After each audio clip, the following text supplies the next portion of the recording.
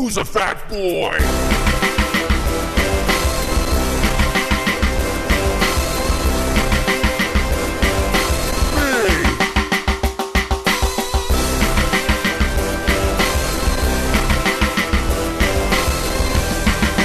Podcast Fat Boy. Let's start it off right.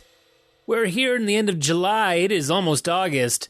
It is definitely the last Podcast Fat Boy episode of July. I'll be coming to you next week. I know I've been kind of getting away from it a bit. I haven't been doing it, sticking to the weeks. That's okay, because I haven't had a lot to report back. If I'm not making an effort, it's very difficult to sit here and tell you people that I'm doing nothing. I've still only been to the gym 3 times since I renewed my membership over a month ago. I think it's been a month since I've been there, or over a month. I was gonna go today. But I decided not to. Well, you run out of time. What am I supposed to do here? Okay, I got stuff to do. I got a busy week. I'm going out of town next week. I got stuff I got to do before then. The gym might not be on that list. I might go. I might after I do this podcast, I might throw down a nice protein shake. As I talked about in the last episode, the new Vega proteins, which I also have not had since the last podcast I did. That's okay, guys. You go up, you go down. What can you do? I'm a broken down grilled cheese, is what I am. Speaking of broken down grilled cheese, if you don't know what it is, it's essentially when you're too lazy to fry it up on the stove, so you just make toast and then, slap the cheese in the middle with some butter, and that's it. That's a broken down grilled cheese for you. It's fine. It's not going to be as gooey. It kind of slightly melts, but this is Toronto. This is the rat race, folks. I don't have time. To make grilled cheese on the stove. Okay? What do you expect? What do you want from me? My God, broken down grilled cheese. I do love it though. I did buy, trying to help with my nutrition. Every once in a while, I go to the store and it's like, when I've been eating kind of poorly, I feel like I ate every single morsel of food last week out. I feel like I gave Uber Eats their stock options on some new employees. Amount of money I spend. The thing that fucking sucks about Uber Eats now? Oh, and Uber itself. They found a way to incorporate tipping finally. Yep, that's right. When you take Uber or you order Uber Eats after you get to your destination or your food is delivered, you'll get a little message saying, "Hey, why don't you rate your dude and give him a bit of a tip?" Now, I got no problem with tipping them, and I know Uber's a horrible fucking company, and they, I don't even know if they have a boss anymore. I don't know what the hell's going on there. It's fucked up. But the problem is that, with Uber Eats, you order a meal for $50 or something like that. They should take off the delivery fee and just leave it all for tips, but they're not going to do that because you goddamn know that the driver isn't getting that delivery fee. So I got to pay a delivery fee and I got a tip on top of that. It's like, it's getting a little nuts, Uber Eats. You're supposed to be the cheaper option. Now you're just for lazy people who want to use an app and don't want to call like the old days. Get out the old phone book, call up the pizza place, talk to someone on the phone while they got all the stains on them and they're resting it on the neck, the phone, and they're taking your order, writing it down on a piece of paper, You don't want to do that no more, I guess. That's okay. It is a lot easier to do Uber Eats, but it's Uber, all that stuff, you can really feel it going down now because people are going to start using it. It's like, is this going to affect my rating if I don't tip somebody? Jeez Louise, guys, it's tough. So yeah, I spent a lot of Uber eating out last week, and after I go through that process, and that was just one of the unhealthy things I did last week. I'll get to the other stuff in a bit, but what I did try to do today was like, I get some like tofu slices, some alternative deli meats that are not meat based, that are, vegan's best option at having a sandwich that feels like a pastrami or a chicken or whatever, right? So I get this tofu, some kind of tofu slices. It's supposed to be a deli meat kind of substitute. And when I open the package, now it always looks disgusting. They haven't made it look good yet. They don't know how, I don't think. That's okay. Time will tell if they can do that. But this stuff, it looked like, how there were people who fought in World War I and they would get injured and then say they got shot in the arm, and they would wrap a bandage around that arm once they maybe sewed it shut or whatnot. And then, 80 years passed or how long it's been, and here we are now. And some of those bandages that were used are in museums now, and they're for people to know like what medics had to do back then when someone got hurt. And they're behind glass, and they're yellow, and they're like just this crusty yellow bandage, and that's all you need to see to know. Oh boy. Well, anyways, that's what the deli meats look like, the alternative deli meats. First thing I thought of was World War I when I opened the package. It was like, this is well, yeah, if I'm not going to eat it, then I would definitely, wrap it around a cut. If I had some kind of something going on my leg, fucking wrap that shit around. It looks so fucked up. Boy, it's like they don't even care anymore, because when you're buying that stuff, guys, you can't don't eat it on its own.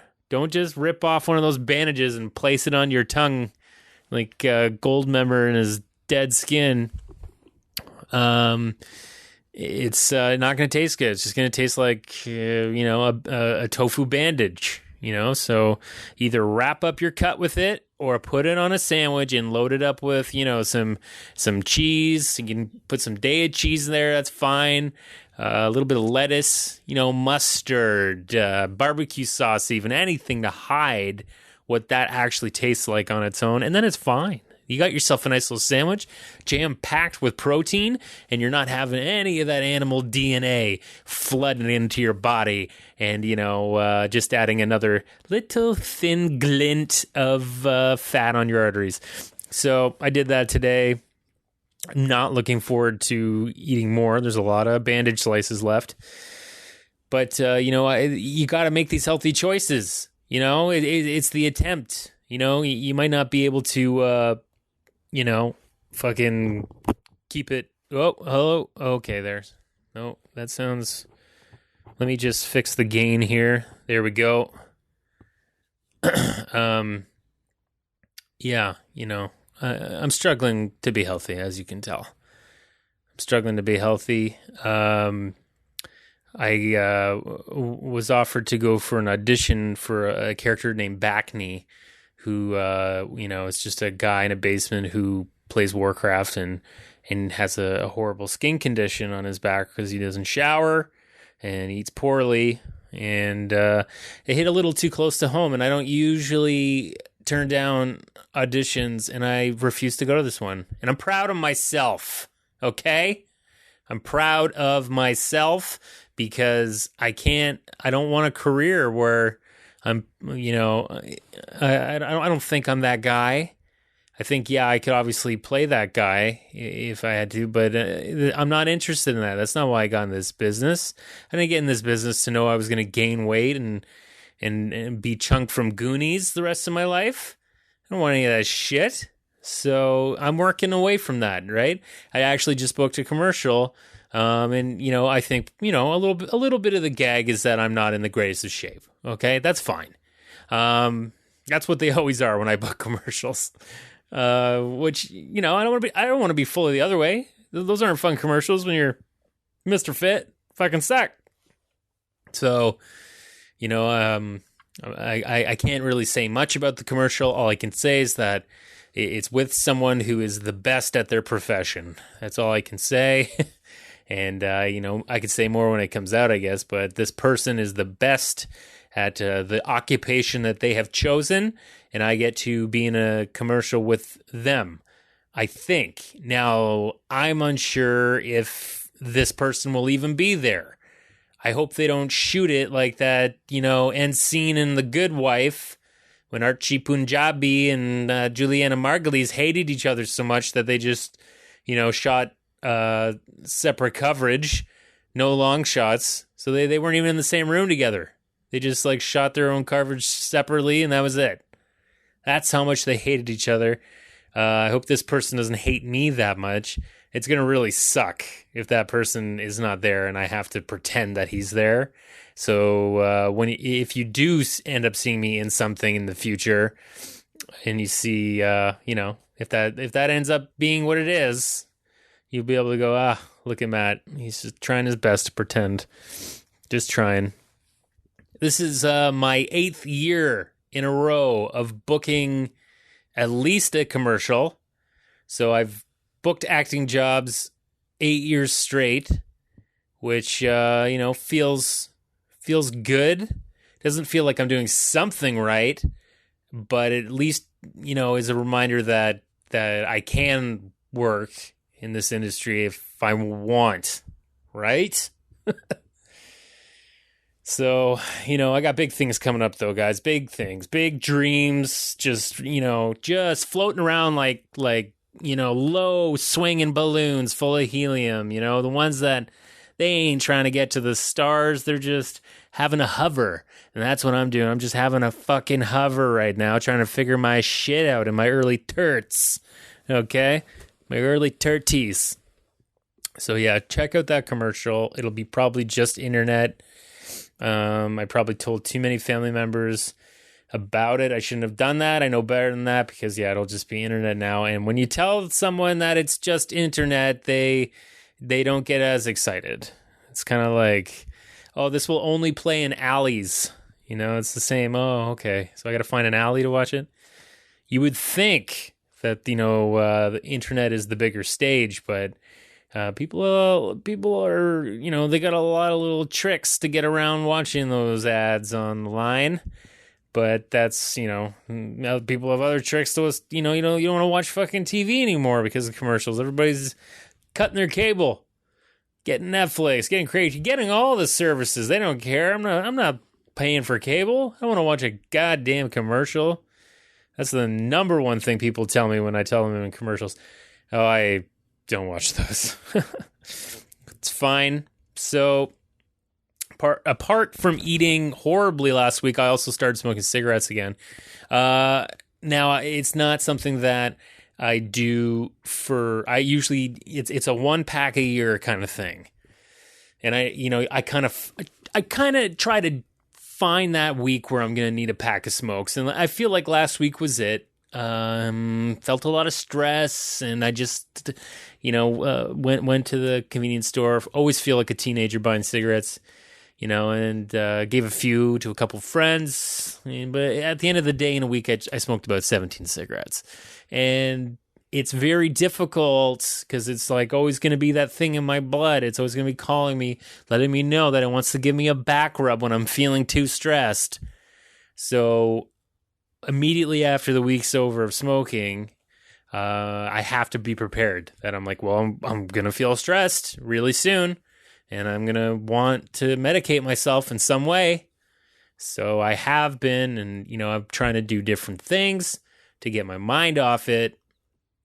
And, so that's what I'm doing now. And, it's okay to have slip-ups, but I don't know. I went for a bike ride today, and it did make me feel like I've been smoking for 5 years or something. So my lungs are a little more sensitive. I'd say I'm surprised in myself that I don't have asthma.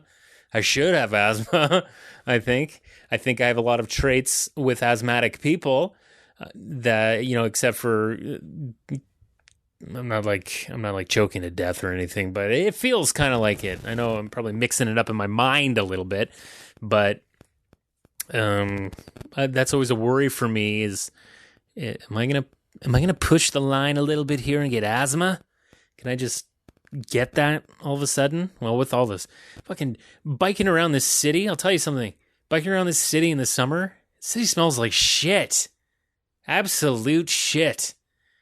Man, I don't know. It's not good for you to be biking around in the city when it's smoggy and, you know, there's just like huge clouds of exhaust from all the cars. It's just nasty.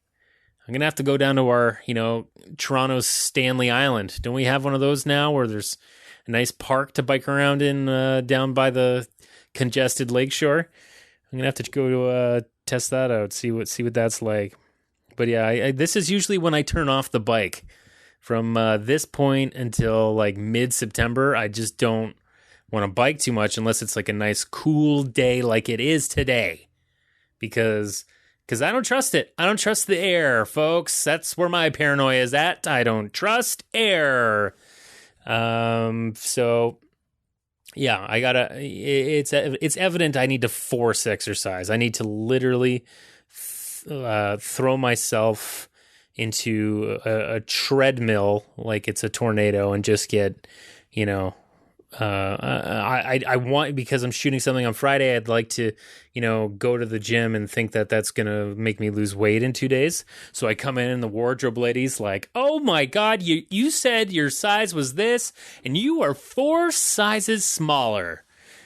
That's not going to happen. That's not going to happen. We know that. You know that. I know that. It's not going to happen. But it might even be worse if I work out. I might be bigger because, you know, your muscles and your fat doesn't go away right away, and you kind of get bigger and you gain a bit of weight before, you know, all that shit. I've said it so many times on this podcast. So I gotta do that. But you know what doesn't make me want to fucking do anything is fucking ticks. I am tired of being scared of ticks.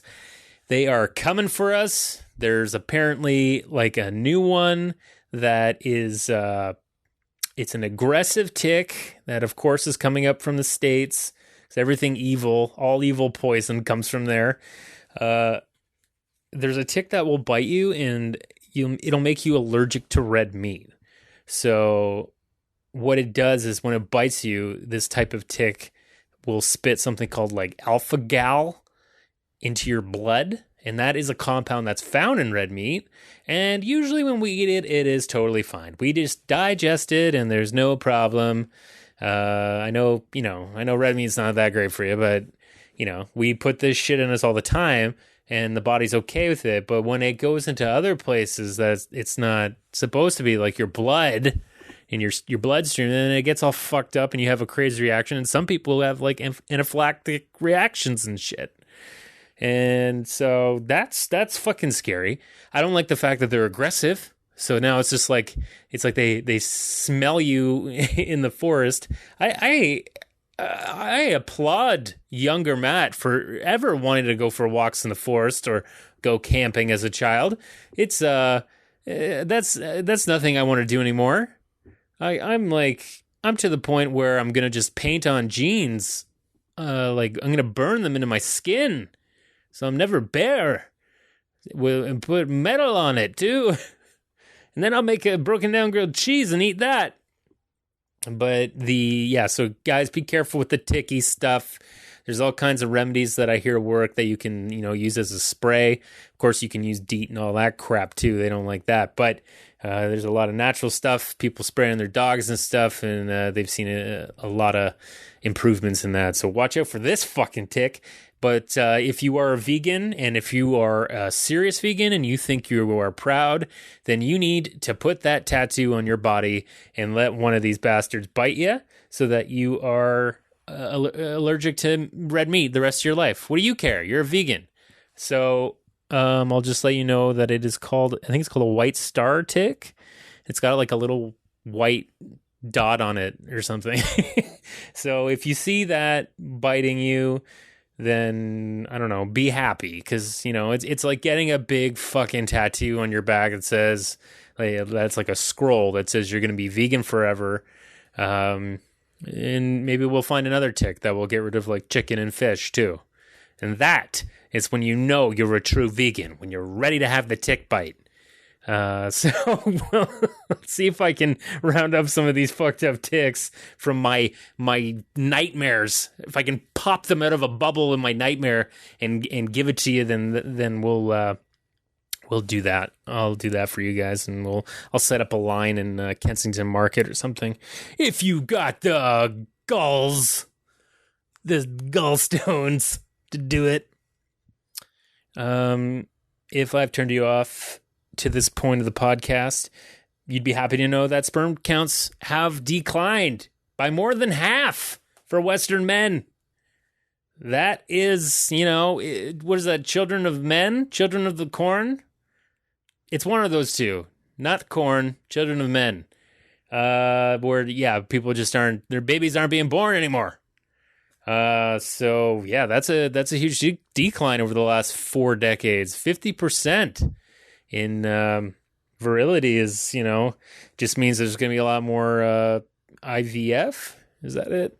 In vitro IVF, fertilization, where they take a little spermie and they throw it in the dish and mix it all together like a watercolor painting. So it's obviously environmental factors. This does not affect me or this doesn't really worry me in any way because I don't really know what I want with kids. If I want to be an old dad, maybe I want to be like a 70-year-old first-time dad. Like he'll go in an orphanage for Christ's sake. I don't know if I want kids. I don't know if they're in the cards for me, folks. Okay, my neighbor just had one. He's around my age. We hear her cry all the time. She is very strong vocally, which is good. And, it's just like we had this moment last night. We went out for dinner and we were locking the door. We're just like, I heard that baby wail and I just realized how the price of freedom that I had at that moment was, he'd probably pay $1 million for just 1 second of it. So we went out for dinner. It was great. And I don't even have a goldfish. I have no responsibilities. So guys, just so you know, if you're trying to have kids and it's hard, well, that's why, okay? Shit's fucked up down there. Everything's getting all juicy and goosey. What did I want to end this podcast with? Couple thoughts. I'll end with the cartoon paper. I found an article about it. I want to just talk a little bit about it. But the first thing is there's a lot of debunkers out there now they're attacking Gwyneth Paltrow and her company Goop. And, Dr. Oz is also being attacked by, his claims of flushes and cleanses and whatnot. And Gwyneth Paltrow's telling women to put, jade stones in their vaginas, porous rock in their vaginas, which I don't know if you know anything about porous rock, but shit can get in porous rock, including bacteria and stuff. Doesn't sound like a good idea, Gwyneth. Doesn't sound. I don't know. Maybe you boil your jade stone first. I really don't think. That's pretty straightforward. I don't think that's gonna work. I don't think putting rocks in your lady parts or steaming them, they're self-cleaning. I don't think you need to do any of that. Jeez Louise. Okay? What's happening, Gwen? What's happening, Gwyneth? Why are you doing all this stuff? And you call it Goop? Your company's called Goop. Like how it's very hard to take you seriously. That's all I'm trying to say. So, the Toronto Sun. Now, I'm not a Toronto Sun reader per se. Okay? I used to read the sports columns because my mother bought a Toronto Sun subscription when I was a child. And they had a thick sports paper, and it was primarily about hockey. Okay? And that's why I read it. But I still have it bookmarked because the writers are so insane. They're so far right that I find it hilarious, some of them, and they're eye-catching, and they know that people hate them, and having like a stupid headline or something is going to get people to click them. But Sue Ann Levy, she wrote, her headline was, "Want bike lanes? Get licensed first, cyclists." And she goes on to say that, like, here's a study here and here's a poll there. And, you know, people want bike lanes, but they also want you guys to pay. We want you to pay for insurance. We want you to go and do a bicycle driver's test to make sure that you know how to ride a bike responsibly, how to grease your chain. And we want you to contribute financially to the city by paying for expensive insurance and permits and whatnot, and just so they can get a shitty bike lane on Sherborne and then have it removed when drivers complain. Now, I'm a driver, and boy, do I love driving. I have a nice car. I love driving. I love being able to go as far as I bloody want on land. Beautiful.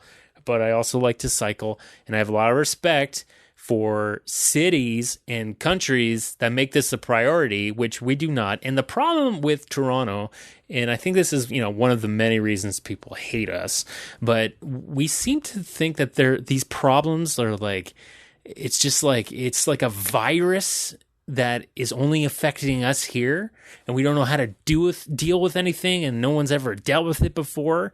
And that's what I feel like a lot of the politicians here, that is the way, you know, the shitty ones anyways, the way they approach like the whole cycling bike lanes issue. I'll constantly worry about congestion. Let me tell you something. You have 2 lanes on Bloor Street that have cars in them. It's still going to be congested. It's still going to be just jam-packed with cars.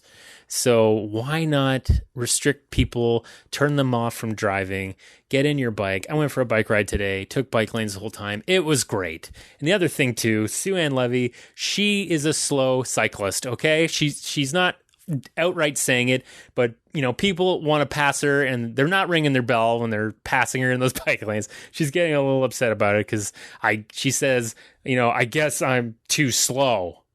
Okay. So if you see Sue Ann Levy, really lay on the bell, let her know that I see you. I don't care for your thoughts. We need to look at other countries like Norway, Copenhagen. Those are the places that know how to do this shit. Even Montreal, they got way more bike lanes than we have. Hundreds and hundreds of miles more. Or kilometers, whatever you want, whatever feels bigger, okay? But yeah, it's like there are parts of cycling in this city that I know. It's like maybe this is where I die right now, because it's horrific. It's horrific. And reading this horrible thing, the answer is not to tax cyclists more than they're already being taxed in other ways, okay? Jesus. Yeah, I pay tax. I pay a lot more to drive a car, but I should, because I'm burning dinosaur blood into the air and it's fucking everything up. Jesus. So guys, yeah, this has been episode 25. Thanks for listening. I will be coming to you live from Halifax next week. I will be staring across at PEI as I record the next one, probably. And yeah, it's nice. I like taking the podcast with me, you know? I've been to Maui. We've done it in fucking Winnipeg. We've done it in Toronto. That's the home base, baby. So now we're going to take it to the East Coast. And maybe I'll work out there. I don't know. I'm going to look into the tick situation. What kind of ticks they have there. Just like a Pokemon game full of ticks. And in the meantime, before I go, I'm going to try to eat as much Bandage sandwich as I can. And remember the sacrifice that was made so I could do stupid shit like this. Good night!